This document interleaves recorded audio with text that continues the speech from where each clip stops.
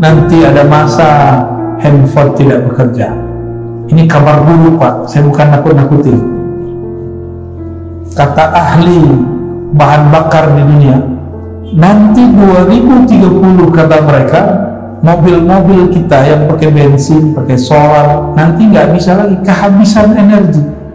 Jadi mumpung masih bisa beli mobil bensin, Pak, beli sekarang. Nggak jauh juga ya.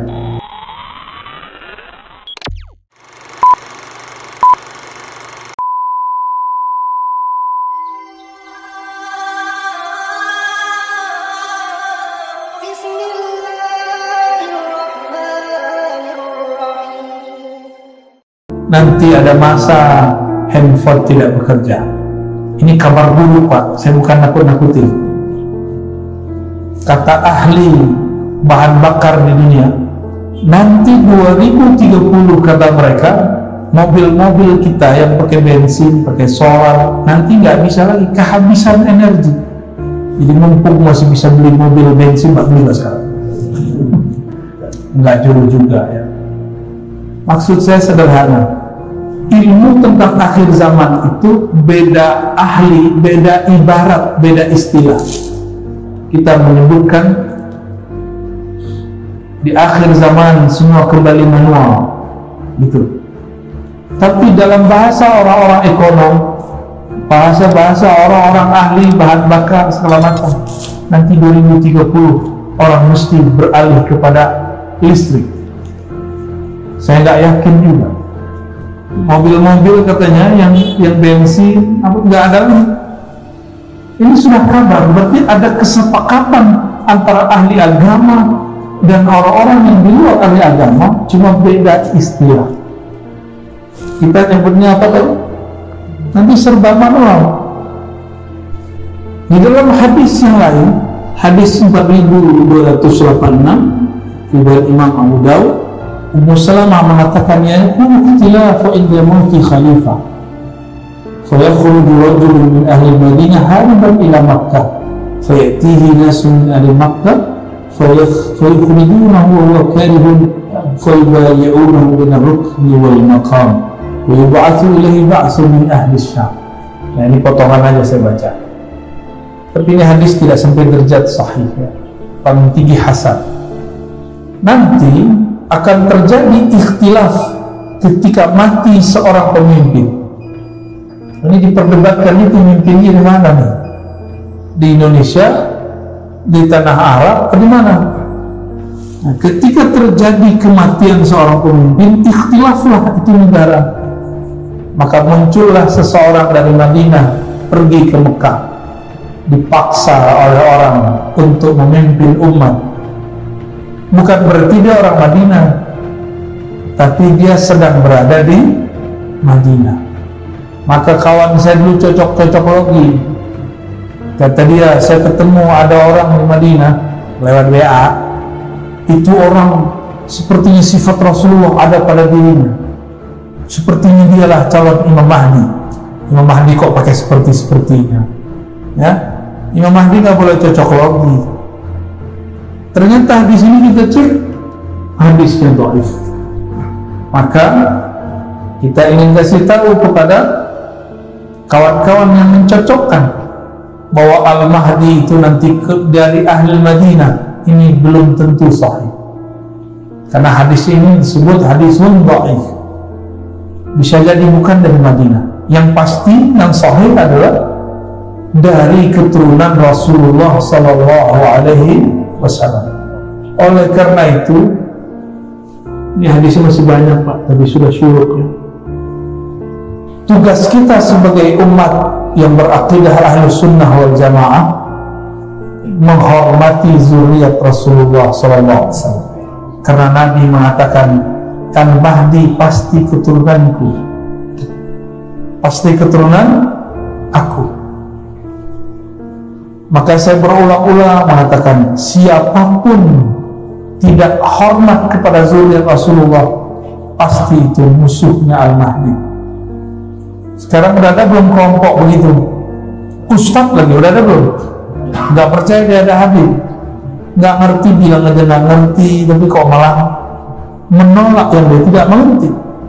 Kita juga nggak mengkultuskan Habib kok. Habib juga nggak senang dikultuskan kok. Coba tanya semua Habib yang benar ya, nggak senang dikultuskan.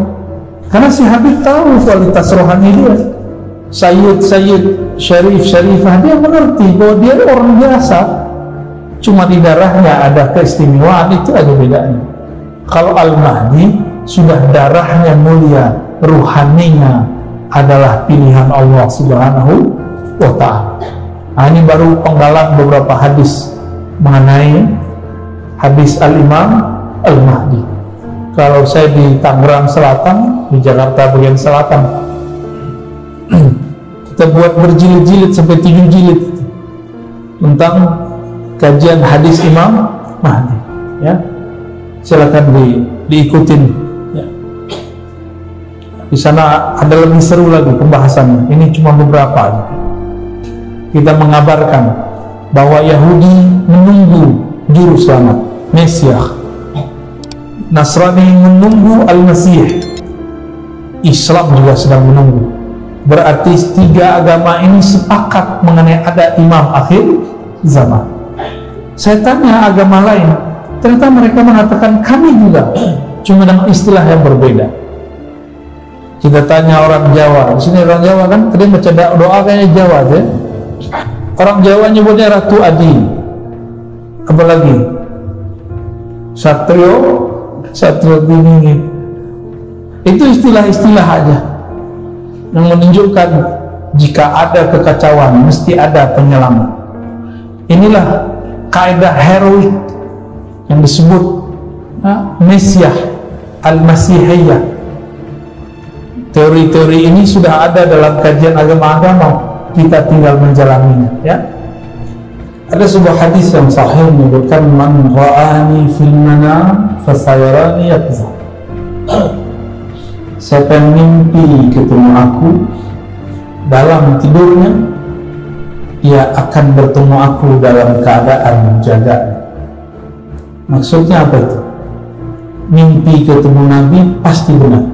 Nah, kita kan belum ketemu Nabi. Ini belum ketemu Nabi. Ruh kita kan ketemu Nabi Sallallahu Alaihi Wasallam. Dulu kita pernah sama Nabi, Pak. Percaya? Nggak ingat ya? Makanya anda pernah diam semua, bertanya percaya nggak? Nggak yakin, makanya nggak ketemu Rasulullah Sallallahu Alaihi Wasallam. Kita ini pernah bersama Rasulullah SAW, cuma di lapisan kesekian. Kenapa ada orang terlahir sebagai Habib, zuriat Sayyid? Dulu dia di alam sana, sebelum alam sini, dia mencintai sosok Ahmad Nur Muhammad. Dia senang, cinta, mahabbah, maka lahir dari Habib. Lupa kan? Habib ini nggak ingat, Pak. Karena nggak semua Habib itu wali, nggak semua Sayyid itu wali. Wali Allah aja belum tentu ingat. Tapi wali Allah itu disebut nama Rasulullah SAW. Itu dia rindu kepada Rasulullah. Itu penciriannya. Kok bisa rindu? Kan nggak pernah ketemu. Makanya Nabi mengatakan, di akhir zaman akan muncul saudara-saudaraku. Itu saudara di alam sebelumnya. Ya, Nabi menyebut kita ikhwani. Kalau benar nih ikhwani. Ikhwani ini apa ikhwan? Saudara. Saudara kenal nggak sama saudaranya? Ya kenal. Masa nggak kenal? Ya. Apabila kesadaran itu muncul di alam bawah sadar bernama mimpi, maka suatu saat dia akan melihat dalam keadaan jaga. Dilihat orang, dia sedang jaga. Dilihat orang, dia cuma merem atau melihat ke satu arah. Tapi yang terlihat dalam dirinya, dia sedang bertemu Rasulullah SAW. Gak usah jauh-jauh ya. Bapak ini belajar silat aja, bukan silat lidah ya. Biar silat. Itu bisa dilihat gerakan yang nggak kelihatan sama orang biasa, benar nggak? Orang bersilat belajar ilmu kebatinan bisa merasakan yang tidak terasa oleh orang biasa. belajar tarekat zikir, bisa merasakan getaran zikir yang tidak dirasakan orang biasa, yang harusnya dirasakan kalau kita lagi tidak sadar. Tapi kalau dilatih, nanti akan terasa. Seharusnya lagi mimpi, sekarang terasanya lagi jaga. Saya mau tanya, Rasulullah itu sekarang dengan ruhnya atau dengan jasadnya? Ruhnya. Maka yang dimaksud siapa yang melihatku dalam mimpi, nanti ruhnya akan melihatku dalam keadaan dia sedang jaga. Jaga yaqzah itu artinya kesadaran rohani tingkat tinggi. Nanti akan sampai kalau ada orang-orang yang sudah cinta Rasulullah SAW. Maka belajar, kita ini lagi belajar mencintai Rasulullah SAW. Kita bermaulid itu belajar cintai Nabi. Maka katakan kepada orang anti maulid, kami sedang belajar mencintai Nabi Muhammad SAW. Mereka bilang, enggak begitu caranya. Tapi dengan apa? Mereka buat pengajian, kajian sunnah. Ya sama aja ya, kan kita juga disebut sunnah, cuma beda-beda istilah aja. Kok dia disebut sunnah, kita nggak disebut sunnah? Kan sama-sama baca hadis Nabi Sallallahu Alaihi Wasallam. Bapak Ibu sahabat yang Allah, itulah lebih kurang maknanya. Siapa yang mimpi ketemu aku, melihat di alam bawah sadarnya, berarti dia akan melihat aku dalam keadaan sadar. Orang ahli psikologi paham, mimpi itu adalah memori terdalam. Berarti pemahamannya sudah masuk ke dalam alam bawah sadarnya. Bapak ini kan lagi sadar nih. Ini lagi sadar namanya. Sadar itu otaknya cuma 10%, Pak. Tapi alam bawah sadar 45 tambah 45 90 sama 100 sama 10, berarti masih ada 90 lagi bagian otak kita yang bisa menyimpan memori tentang Rasulullah SAW. Kalau sudah terbawa mimpi, nunggu ketemu jaga ya, saya jamin. Tapi harus berburu biar tidak halu ya, biar enggak ngayal-ngayal, biar nggak ngaku-ngaku baru ketemu Nabi udah ngerasa Mahdi aja, udah ngerasa wali. Belum tentu. Orang kafir mimpi ketemu Nabi bisa tambah kafir, bisa tambah kafir. Maka ketemu Rasulullah belum tentu tanda baik. Abu Lahab ketemu Nabi ya, bukan mimpi, jaga. Mukmin itu kafir. Kafir. Abu Jahal ketemu, mukmin itu kafir. Abdullah bin Ubay ketemu, munafik ketemu munafik. Jadi tidak semua orang semasa dengan zaman Rasul SAW itu benar ya. Maka nggak usah berkata ngomong gini, coba kalau saya hidup di zaman sahabat, coba kalau saya hidup di zaman Nabi, saya yakin Bapak Ibu stres, kan nggak bisa punya handphone, nggak bisa main Facebook, nggak bisa YouTuber, nggak bisa ngaji lagi rebahan, nggak bisa makan. Dulu susah Pak dengan makan. Dulu bentar-bentar kawin, bentar-bentar perang. Ada orang mau menyentuh istrinya malam ini, nggak jadi. Tiba-tiba ada seruan perang, nggak jadi menyentuh istrinya. Ada yang sudah menyentuh istrinya belum sempat mandi, langsung ada pengumuman perang langsung. Apa tujuan Allah buat kita di alam nyata? Alam itu dibagi, Pak. Ini namanya alamul mulk, alam nyata. Di samping kita ada alam lain, namanya alam malakut, alam malaikat. Di atasnya lagi ada satu alam namanya jabarut, alam kerajaan makrifat, para nabi, para wali. Jadi lebih tinggi nabi wali daripada malaikat secara alam. Lalu apa tujuan Allah jadikan kita di alam mulk, bukan di alam malakut? Manusia itu dipilih oleh Allah, inni ja'ilun fil ardi khalifah. Allah bertujuan menjadikan kita sebagai pentadbir alam yang mengurusi alam semesta, terutama bumi.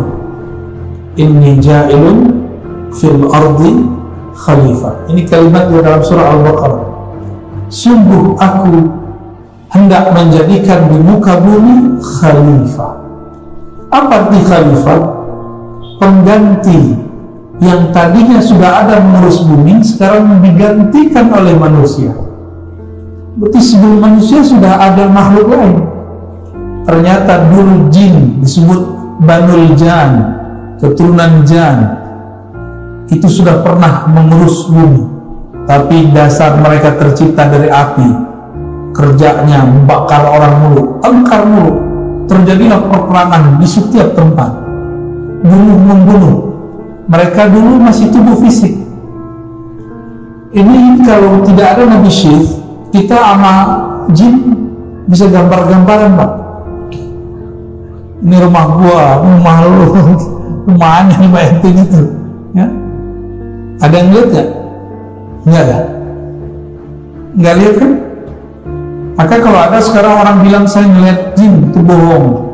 Yang dia lihat cuma energi, ya, energi. Kemudian dibayangkan pakai pikiran dia, muncullah sosok. Kenapa?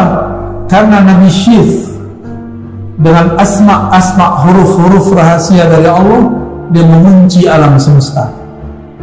Ya, Nabi Syekh ini seorang nabi, keturunan Nabi Adam, lahir setelah Nabi Adam 400 tahun di muka bumi. 400 tahun baru lahir tuh anak namanya Nabi Syekh. Ini ibu-ibu umur berapa? Ada yang 400 tahun? 400 tahun di bumi. Nabi Adam dan Sayyidatuna Hawa punya anak namanya Syekh. Dia punya misi berputar di alam semesta untuk menutupi antara alam jasad manusia dengan alam jin. Kalau enggak, kita ini kaget-kaget ada melihat jin di genteng, kan?